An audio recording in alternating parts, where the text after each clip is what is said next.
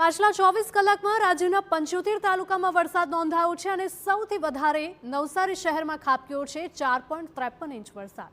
નવસારીના જલાલપુરમાં વરસ્યો છે 3.50 ઇંચ વરસાદ, તો સુરતના કામરેજમાં 3.46 અને સાવરકુંડલામાં 3.11 ઇંચ વરસાદ થયો છે। તો આ સાથે વલસાડમાં 3 ઇંચ અને સુરત શહેરમાં 2.80 ઇંચ વરસાદ થયો છે। 28 તાલુકામાં 1 ઇંચથી 4.5 ઇંચ વરસાદ ખાબક્યો છે। 12 તાલુકામાં 2 ઇંચથી 4.5 ઇંચ વરસાદ થયો।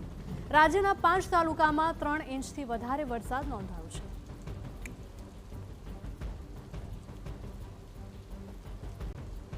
તો છેલ્લા 24 કલાકમાં રાજ્યના અનેક વિસ્તારોમાં મેઘ સવારે આવી પહોંચી હતી અને 12 તાલુકામાં 2 ઇંચથી 4.5 ઇંચ જેટલો વરસાદ ખાબક્યો છે।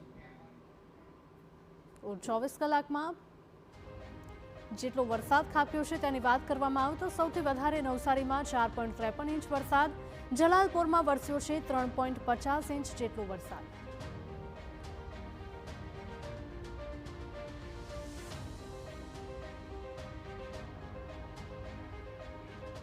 અને હવે નજર કરીએ કે પાછલા 24 કલાકમાં રાજ્યમાં ક્યાં કેટલો વરસાદ ખાબક્યો છે તેના આંકડા પર। સૌથી પહેલા નવસારી શહેરની વાત કરીએ તો નવસારીમાં 4.53 ઇંચ વરસાદ થયો છે। જલાલપુર નવસારીમાં 3.50 ઇંચ વરસાદ થયો છે, તો કામરેજમાં 3.46 ઇંચ વરસાદ ખાબક્યો છે। વલસાડમાં 3.3 ઇંચ વરસાદ ખાબક્યો છે, તો સુરત શહેરમાં 2.80 ઇંચ વરસાદ થયો છે, તો વલસાડના ધરમપુરમાં 2.76 ઇંચ વરસાદ થયો છે, તો વલસાડના પારડીમાં 2.40 ઇંચ વરસાદ નોંધાયો છે।